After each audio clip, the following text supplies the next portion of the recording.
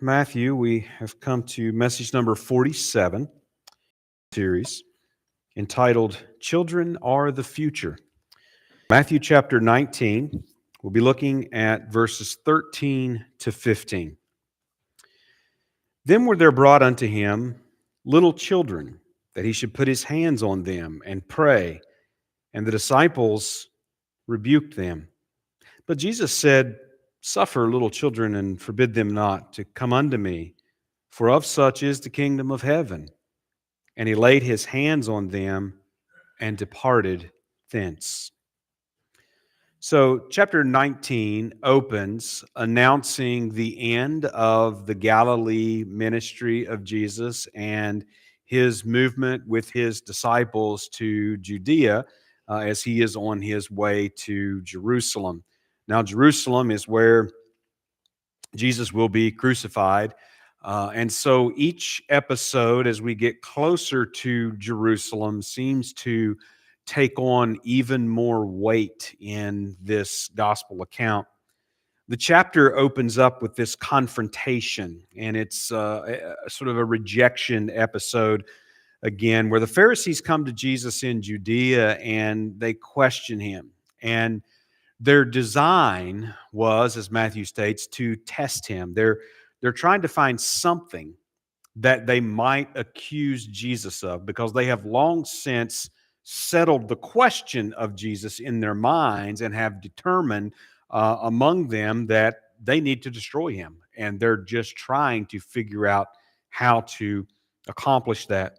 The leaders of Israel have rejected Jesus by this time, and if they can just find the right accusations to bring against Jesus, they can get the Roman Empire involved, and they can also turn public opinion. You see, at this point, public opinion was still mostly favorable toward Jesus. Now, we have to be careful that we don't confuse that with faith, because it wasn't faith, and that is very clear by the time you get further in the gospel. Here's the way that Luke puts it in his gospel as he's talking about sort of the motivation of the Pharisees and the other rulers. This is what Luke said in Luke chapter 11, verses 53 and 54. And as he said these things unto them, the scribes and the Pharisees began to urge him vehemently and to provoke him to speak of many things, laying wait for him and seeking to catch something out of his mouth that they might accuse him. So Luke captures and describes very well their motivations and really just their hatred toward Jesus. And so when they come asking this question, this is not an innocent question. This is not something that, here he is. He's a pretty good teacher. He obviously has a lot of knowledge of God's word. Let's ask him this question. It's troubled us. We've not been able to find an answer. That's not the situation at all. They have specifically and deliberately chosen this question on this hot button topic of divorce to come to Jesus to try to catch him in some way, speaking against Moses, saying something that they can use against him.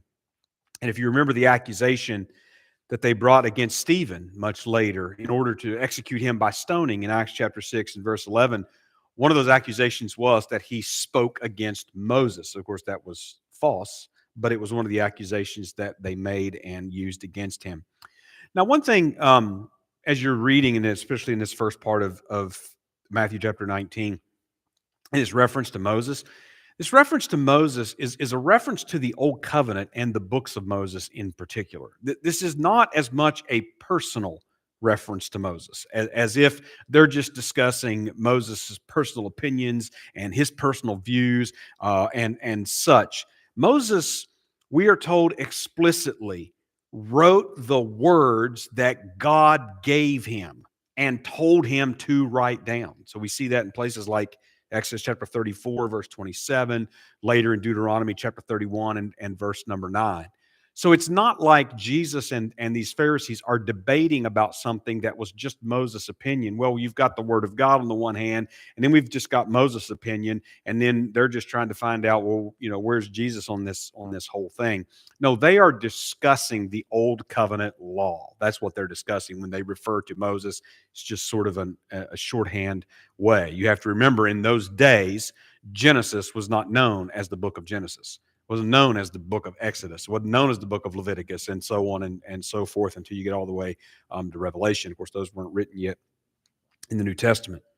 Well, Jesus' answer did not agree with the prevailing opinion in Judaism at that time, but he didn't contradict the Old Testament. He did, as we saw him do in the Sermon on the Mount, he did give the new covenant law of Christ. He spoke again as having authority, as the prophesied lawgiver, not as the scribes, not even as the prophets, including Moses himself. And this encounter left the Pharisees with questions, actually, and the disciples with questions of their own. Well, the next episode that we come to here in verses 13 to 15, and it's only 3 short verses, a very, very short episode. Not really a lot of action, not a lot of moving parts here. There were some parents that are in this crowd. They bring their little children to Jesus for him to bless them. The disciples rebuke them to stop them. Jesus rebukes the disciples. He blesses the children and then departs. And that's really all that happens in this episode.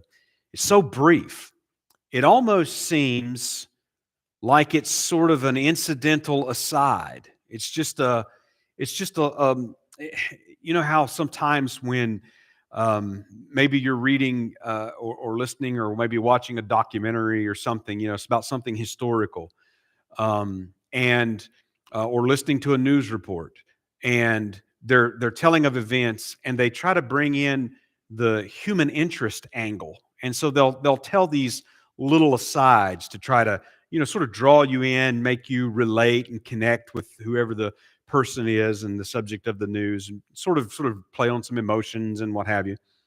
So it almost seems like that, well, maybe this is just sort of a human interest angle on the life and ministry of Jesus, just showing us, the softer and gentler side of Jesus. So this episode, again, just 3 verses here, but it obviously raises the question, why is this here? What does this have to do with anything? What does this mean? Why did Matthew include that? And that's what we're going to consider. But first, we want to look at the episode itself here in verses 13 to 15, where Jesus blesses the children. Let's look at verse 13. Then were there brought unto him little children, that he should put his hands on them and pray, and the disciples rebuked them. Now, you notice the verse begins there with then, and essentially this means that it came after the episode that's before it, but not necessarily immediately. Sometimes we do have those indications that you've got an episode and then you've got something that happens, immediately after, or it happens within connection with this other episode. And we have a few instances like that in the gospel. Well, Matthew's just letting us know, this came after, but doesn't necessarily mean immediately after. Probably wasn't a long time, but we don't really have any direct connection to what came before. What came before was this confrontation with the Pharisees, and now this is something else. So Matthew tells us that people were bringing little children to Jesus for him to bless him. Now, one of the things that this lets us know is that obviously the crowds were still around, and we noticed how that the crowds come back into the picture after we got out of chapter number 18, and so the crowds are still around and still following Jesus, large numbers of people, and now even though now he's in the area of Judea. And when it says that they brought little children, it does use the diminutive in the Greek. And so that means that these were young, small children. Could even be infants. Doesn't have to be infants, but could be infants. But these are very young, small children that are being spoken of. Now, the practice of bringing children to the rabbis for blessing is something that had a very long traditional history within Judaism. It was in fact something very common that took place. And if you read in some of the Jewish literature, you can encounter some such blessings. One common one was if the little child was a boy, the rabbi might put his hand on the child's head and say something like, "May you be like Ephraim and Manasseh." If the child was a girl, he would lay his hand on her head and might say something like, "May you be like Sarah, Rebecca, Rachel, and Leah." And this was a blessing that would be said and spoken over these children. And again, and there were others as well, but this is something that had a very long traditional history and practice within Judaism. And so they obviously viewing Jesus as a rabbi, certainly as a great rabbi and a great teacher, even a miracle worker. They didn't come seeking a miracle, but they came seeking a blessing from him. Well, then we read how that the disciples rebuked them there in verse 13, and rebuked has a very harsh feel to it. We don't know that the disciples were being harsh with them necessarily. The word can mean that they would admonish them harshly, but it's more likely along the lines of they were just forbidding them. They were, hindering them. In other words, telling them, just leave him alone. You don't need to bother him with this. So they spoke to them in some way to stop them from bringing these children to Jesus. And really, we're not given any indication here in Matthew's gospel of why they reacted this way. And then we get to verse 14. But Jesus said, "Suffer little children and forbid them not to come unto me, for of such is the kingdom of heaven." So Jesus responds to the disciples in what seems to be a somewhat gentle tone. I think it might be in Mark's account that he adds that Jesus was displeased with the disciples. But essentially, Jesus says leave them alone. Don't hinder them from coming to me. And so he's not speaking harshly to the disciples here. He doesn't seem to be responding in anger. He's simply informing them to let the children come to him. But you'll notice at the end of verse 14 that Jesus does actually give an explanation why. He gives a reason why. And that reason is as stated, "For of such is the kingdom of heaven." Now, the language he uses here, "of such," it means this sort or this type. In other words, it don't mean these particular specific ones, but it means ones like this or of this kind are the kingdom of heaven. He's saying the kingdom of heaven then is made up of these kind, of this type, of this sort. And so the reference to the kingdom shows that Jesus, and again he's speaking this part particularly to his disciples, illustrated something about the kingdom that Jesus is illustrating to his disciples in this little brief episode. And then we get verse 15. "And he laid his hands on them and departed thence." So that's sort of the conclusion of it, and it's stated very briefly.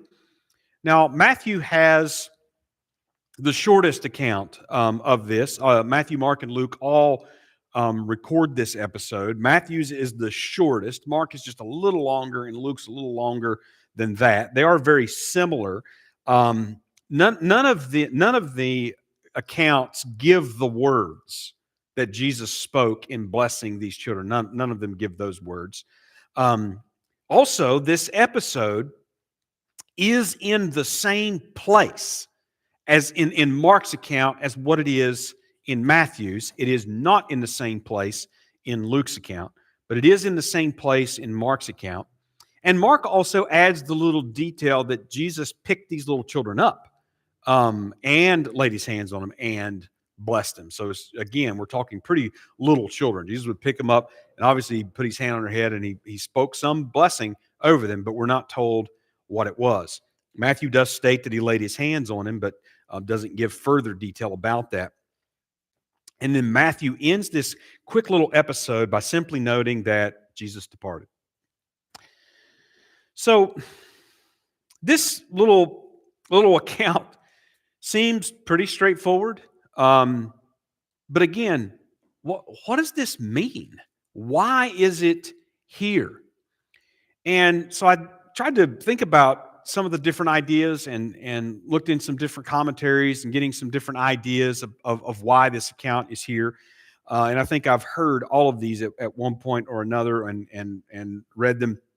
So one idea is that this episode is again, it'd be more like that human interest angle, that this episode shows us the gentle side of Jesus. We're getting ready to go into Jerusalem, and he's going to cleanse the temple, and he's going to deliver this he's going to deliver this rebuke and woe against the Pharisees and all these sort of things. So here we're just given this gentler side of Jesus. He was concerned for the little children, and he took time for them. So we should be more like Jesus, and be concerned with the little children and take time for them and things. And so that's one idea. Another idea is that, well, this episode really illustrates the misunderstanding of the disciples. In other words, the disciples think that the things that they have to do are much more important, and these little children aren't that important. They had bigger concerns, and so they were rude. And so we shouldn't be like the disciples. We shouldn't be like that, thinking that little children are not important. Another idea is that, well, this episode emphasizes the importance of children, and therefore child evangelism and child ministry. The thinking goes that it's easier to reach children before they become hardened by the world and hardened by life, and so we should focus on getting them while they're young. And so we should be like Jesus in reaching out to these little children. Another idea, well, this episode illustrates the concern that parents should have for their children. I mean, these parents brought their children to Jesus, so surely we should be like them and bring our children to church and all that sort of thing. Another idea is that, well, this episode illustrates the good qualities that children have. And so the point is that we should be studying little children and learning what their good qualities are so we can be more like the little children. Another idea is, and these would be sort of a couple of doctrinal deductions from the passage. One of those being, all children who die in infancy go to heaven. Based on this little episode right here. And the next would be, we should baptize babies by sprinkling or pouring water on their heads. Well, again, these are all I've heard. And I'm sure there's more than this, but these are the most common that I have heard explanations. And though in and amongst that sort of a mixed bag, there may be some statements that are true enough, some that certainly are not, and things that are good enough thoughts. But our question is, what is this passage really about? What is it that Jesus is teaching the disciples and therefore teaching us about his kingdom in this particular episode?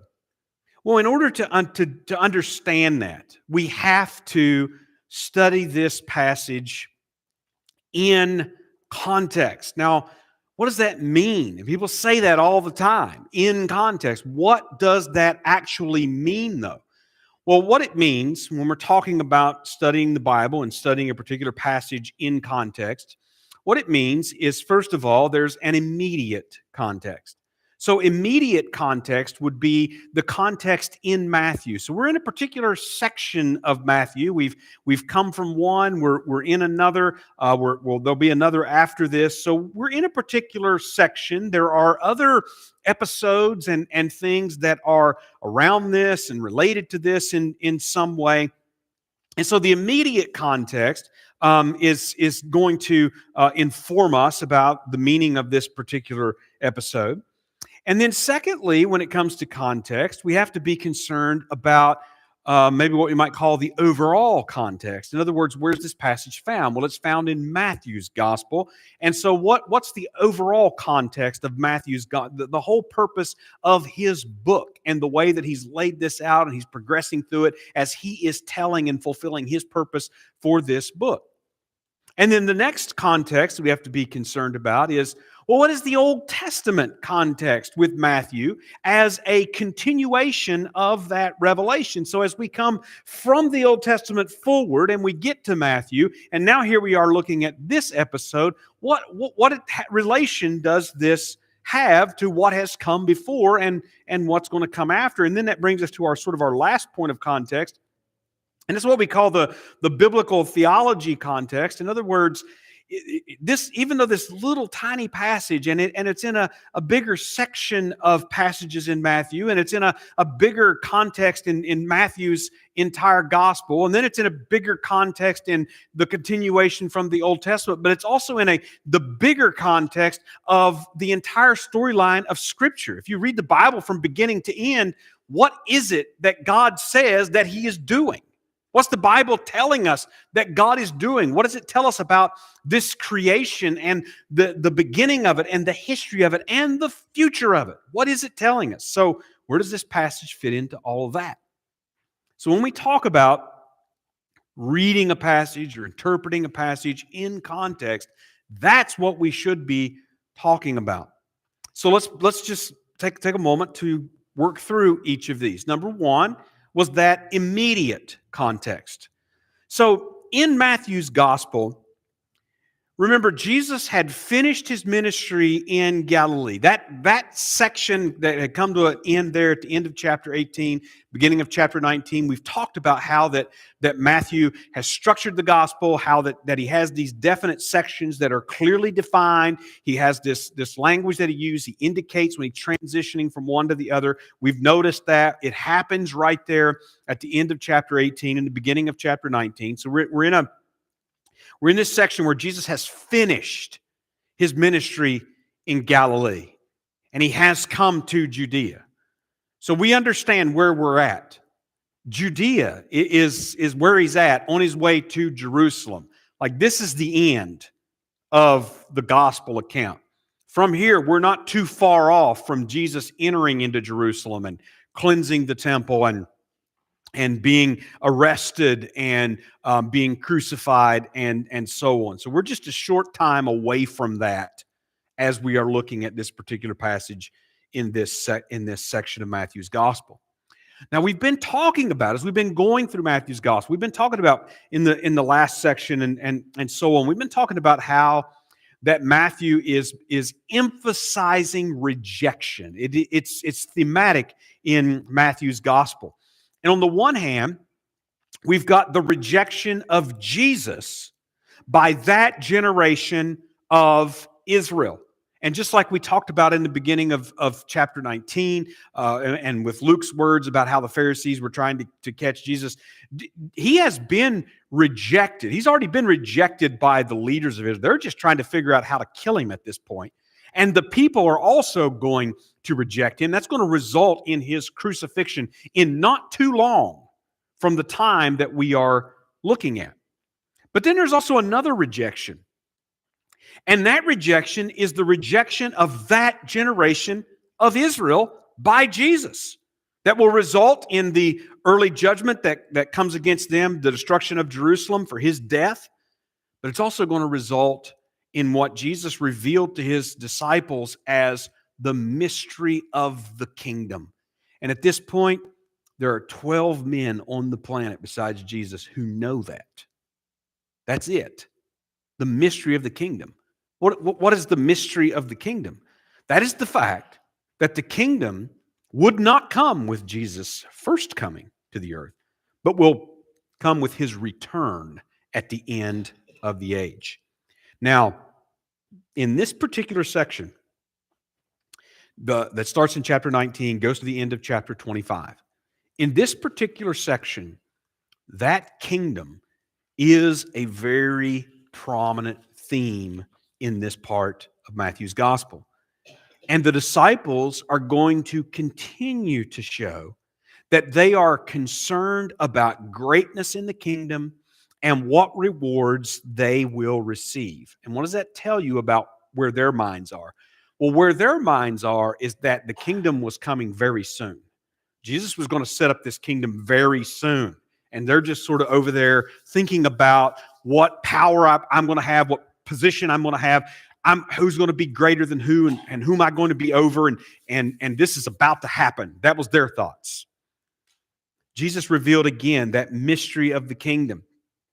And that means that mystery of the kingdom, the fact that the kingdom will not come until the end of the age, when Jesus returns in glory and power. And we're going to see a lot more about that as we get toward the end of this section. But think about what that necessarily means.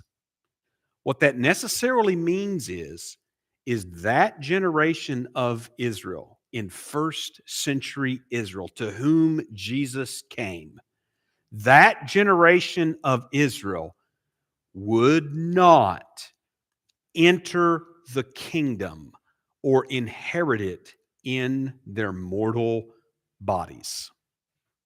Those that believed, they will enter the kingdom in resurrected bodies, but they're not going to enter it in their mortal bodies. So that generation of Israel will not inherit and possess that kingdom in their mortal bodies.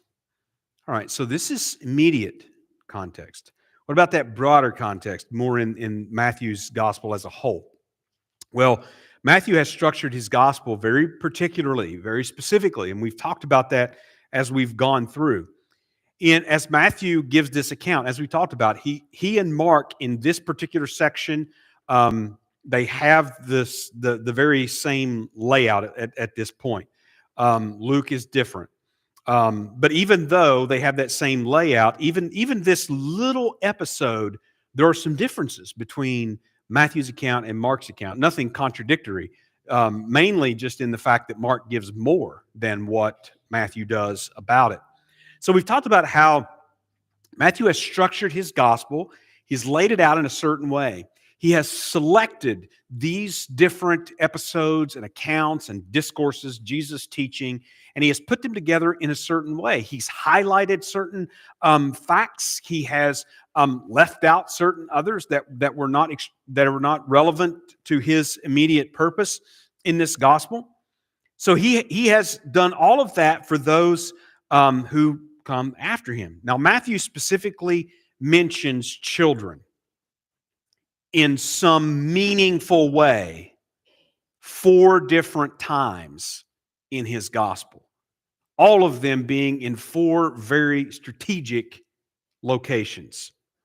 So that occurs in chapter 11 and verse 25, in chapter 18, verses 2 to 4, here in chapter 19, verses 13 to 15, and one more time in chapter 21 and verses 15 and 16. The first in chapter 11 and verse 25, that appears after Jesus rebuked the cities of Galilee because of their unbelief and their lack of repentance, despite the fact that they had witnessed more messianic kingdom signs than anyone else in Israel. Jesus prayed. He acknowledged that God had hidden these things and revealed them to babes. The second that occurs in chapter 18, verses 2 and 4. The disciples were arguing about which of them would be the greatest in heaven or the greatest in the kingdom. And Jesus taught them that those who enter the kingdom are like little children. The third is here in chapter 19. Jesus has just been challenged by the leaders of Israel who wanted to kill him, and that's what they're trying to get accomplished. And after this, Jesus blesses little children and said, "These are the kind. This is the sort, this is the type that makes up the kingdom." And then the fourth, which comes after this in chapter 21, is after Jesus' entry into Jerusalem and his cleansing of the temple in Jerusalem. Jesus quotes Psalm 8 and 2 that out of the mouth of infants and nursing babies, God has perfected praise. So clearly, something is going on here more than what it might seem like just by looking at the surface of this episode. Well, it brings us to the next context, and that's the Old Testament context. We've talked about how from the very beginning, Matthew has been very clear, and Matthew's gospel has more quotes and more references to the Old Testament than any of the other gospels. And he continually refers to things that were being fulfilled and things that were prophesied and putting together certain events to make references to the Old Testament, showing that the coming of Jesus is the fulfillment of these prophecies and expectations. And of course, there are still those yet to be fulfilled. All right, so if we go back to the Old Testament context, well, we have to think about the Exodus from Egypt. I mean, that's a key event in the history and the future history, as it were, of Israel as a nation, as a people. But that generation to whom Yahweh came through his prophet Moses and visited them by signs and wonders to fulfill the promises that he made to their fathers, that generation did not actually enter into the promised land. Numbers chapter 14 is one place particularly well to see this. So after the incidents at Meribah and Massah, Israel remember they were complaining against God because they were thirsty, and God said that they tested him and that they provoked him in the wilderness. And then they get all the way to the border of the promised land, and they rebelled. They would not obey God's word. They would not go up because the 10 spies had brought back an evil report and they were afraid. So what happens? Well, Numbers 14 tells us that God swore, which means he made a promise secured by his own name that generation that had come up out of Egypt would never enter into the promised land. Never. He killed that entire generation except for Joshua and Caleb, 20 years old and up. So God swore that generation. He didn't do that immediately, by the way. They went on to wander in the wilderness for 40 years, and they were killed and killed and killed and killed in big until there was none of them left except for Joshua and Caleb. So this account of the Exodus and that generation of Israel that rejected God is referred to afterward in places like Psalm 95, later in the prophets. Even the writer of Hebrews picks up on this, and the message being, don't be like that evil and unbelieving generation who did not inherit the promises because of their unbelief. All right, so it brings us to this last context, and that's the biblical theology context of this overall storyline of the Bible. If that generation came out of Egypt and did not inherit, well, that raises the question, who did? Or who will? I mean, the Bible's very plain that God brought them out of Egypt because of the promises that he had made to their fathers. Well, the promises he'd made to their fathers wasn't just to bring them out of Egypt, it was to bring them into that land. And so if they didn't inherit that land, who did? Or who will? And the answer, their children, their descendants. Yes, that generation would not inherit, but their children. You see, when God swore that that entire generation of Israel that came out of Egypt would never enter into his rest, that being the inheritance of the land of promise, he didn't make a new nation.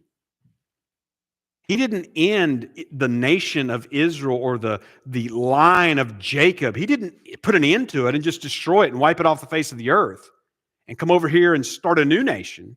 He didn't do that. Rather, he promised that he would preserve a remnant of the descendants, the children of Abraham, Isaac, and Jacob, until he gathered their children, their descendants, in the future restoration of that nation. Here's a couple of ways that this is referred to in the prophets. Isaiah chapter 49 and verse 25. But thus saith the Lord, even the captives of the mighty shall be taken away, and the prey of the terrible shall be delivered. For I will contend with him that contendeth with thee. He's talking to Israel. And God said, I will save thy children. Isaiah 54:1. Sing, O barren, the barren woman. That's one of the images that's used of Israel in exile. The barren woman. Sing, O barren, thou that didst not bear. Break forth into singing and cry aloud, thou that didst not travail with child. And listen to this line. For more are the children of the desolate than the children of the married wife, saith the Lord. Isaiah chapter 54 and verse 13. And all thy children shall be taught of the Lord, and great shall be the peace of thy children. So, children are the next generation. Children are the future. Children are the inheritors of the kingdom. Not that generation of Israel, but their descendants, their children, much, much later, are going to enter into that kingdom in their mortal bodies. So Jesus reminds us of these Old Testament prophecies, and he's rejecting that generation of Israel who rejected him. And he refers to the fact that the future generation is the one who will enter the kingdom. He says, don't forbid the children. Who are these children? These are children of Israel. Don't forbid these children, not because these specific children, but because the children of Israel will make up the kingdom of heaven when it comes. All right, that's all the message for this morning. We will close with a hymn.